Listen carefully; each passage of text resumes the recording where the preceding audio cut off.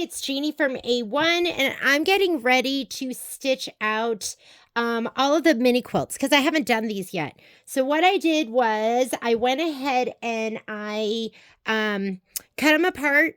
I put SF101 on the back of each one.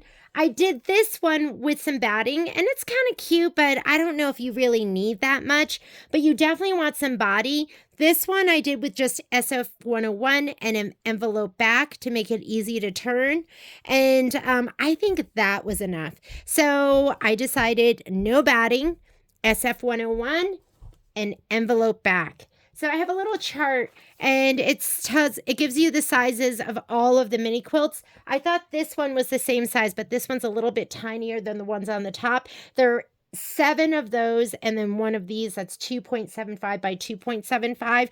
And then I wrote out sizes, the cuts that you'd want to make for the envelope back, and I will post this on the spreadsheet.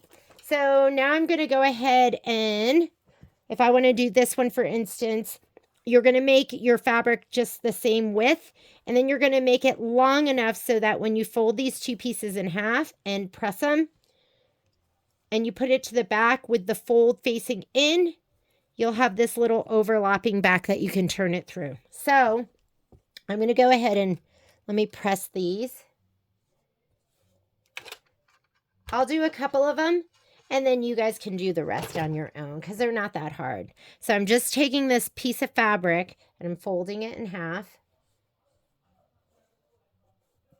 This piece here is 3.25 inches by 4.25 inches. And my envelope back, I cut each piece 3.25 by 5.5. So when these get folded over, they're 2.75 inches, and when we put it on the back like this, they overlap about an inch. Maybe that's a little bit more. Okay, right side, raw edges, fold facing in, and I don't really care which edge goes over which edge. Not for these, they're just decorative. And now I'm going to go ahead and sew around the whole thing and do a 1/4 inch seam allowance. Let's go to the machine. I'm doing stitch 103, which is a center straight stitch. I have my dual feed foot on with a 1/4 inch seam allowance. I'm going to make sure this didn't move around. And I'm actually going to sew it from the front. These are small pieces, so I'm not really worried about them budging too much. And I'm 1/4 inching to the, I need one more stitch. And I'm going to turn and pivot. Perfect. I don't know what I was going to say. I'm going to sew until I'm about a 1/4 inch away from the end. Turn and pivot. I have my auto lift on, so every time I take my foot off the foot control, the foot automatically raises for me.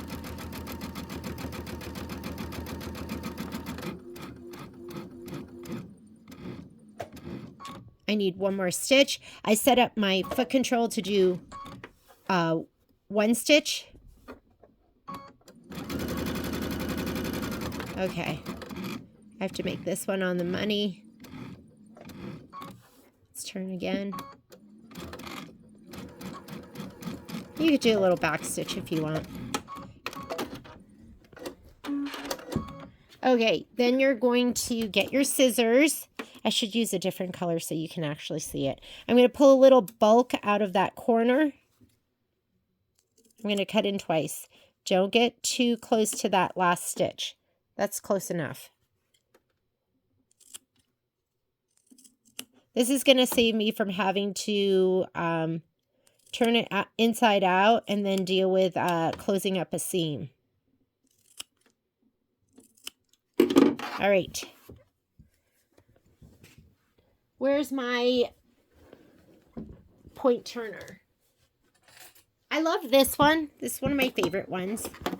Never use the small ball on that end. it will go right through. I always use the big ball, and you go, well, you're not going to be able to get that corner nice and pointed. You can, even with that big corner. So there's going to be 2 flips here. You're going to flip it one direction. Let's give you a little more room to see. Bounce it in that corner. Oh, God, I feel like I just want to try and get it a little more pointed. I know. I told you don't ever use that little end, and I did. I feel like I need him to roll out the tiniest bit. And you've got some bulk in there, so don't worry about it. Now you're going to turn it one more time. But make sure you turn it, poke out the corners, turn it, poke out the corners.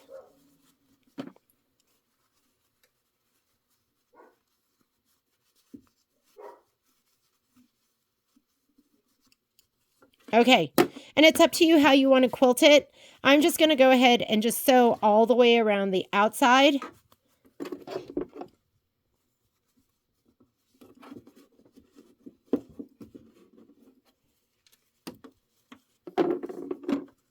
Here we go.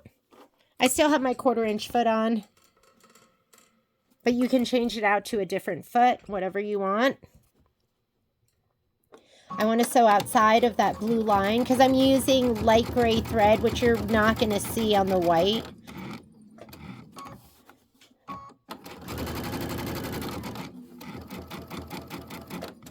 Oop, sewed a little far out, but that's okay. I'm not worried about this being perfect.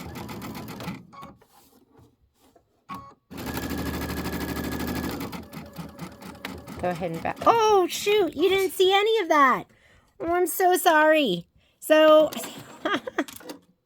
sorry about that. I just went ahead and I just sewed around the outside in the outer border. And don't worry about it being perfect. And then if you want to do some quilting across, you can. So, maybe I'll just do some straight line quilting across. I'm not even going to worry about being on the lines or anything.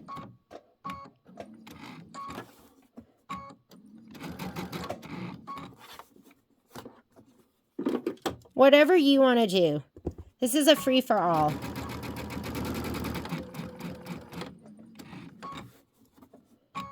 One, two, three.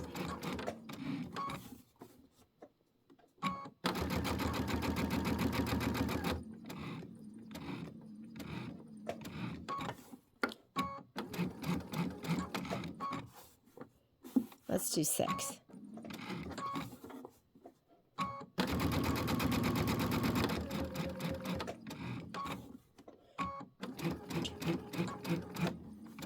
Whoops. I meant to just do 6, but guess my foot was still on the...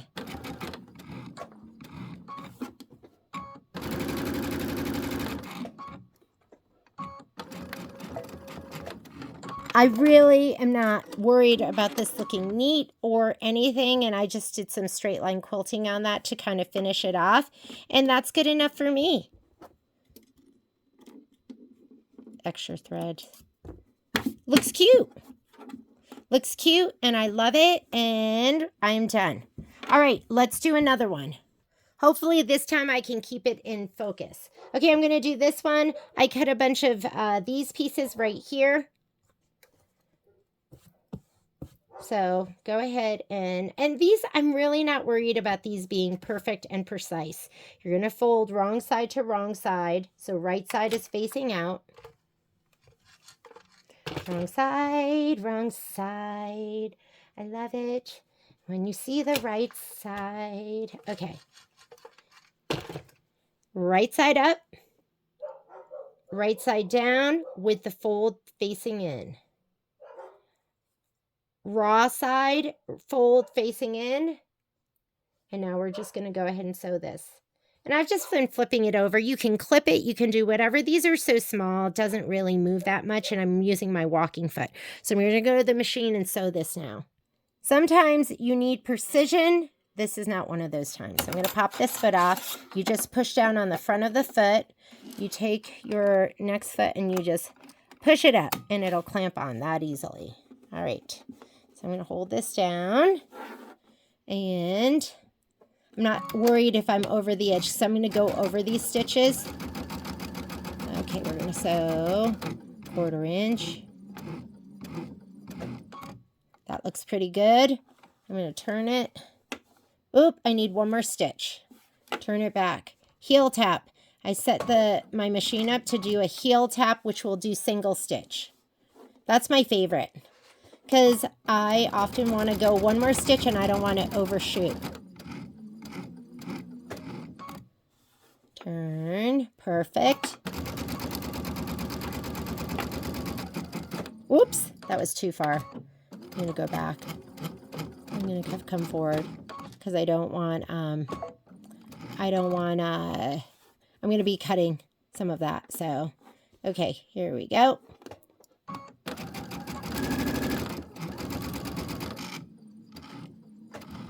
I'm going to turn one more time and let me back stitch this.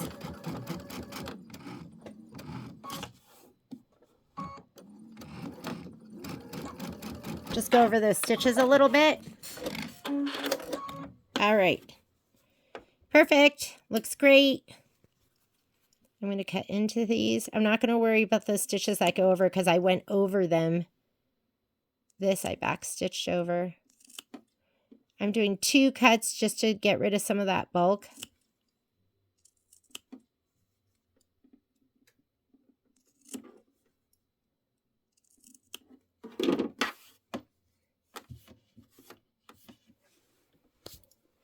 Okay, we're going to turn it twice. You're going to turn it one time, push out the corners.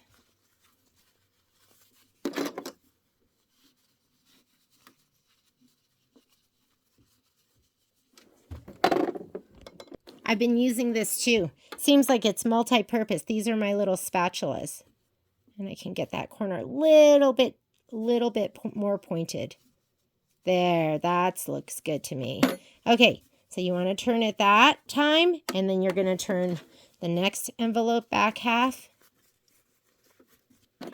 And take the flatter one, push it out first. And the pointed end.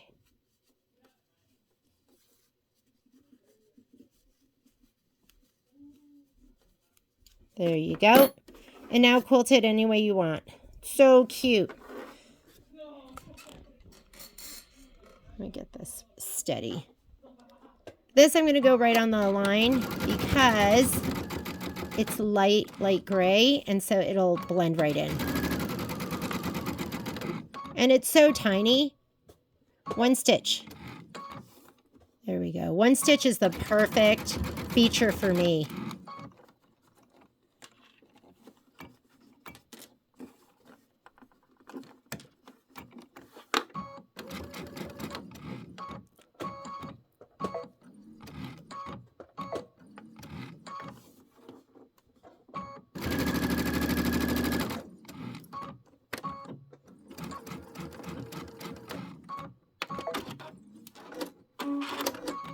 And I'm not even going to do anything else to it. I'll cut my little loose threads and we are done.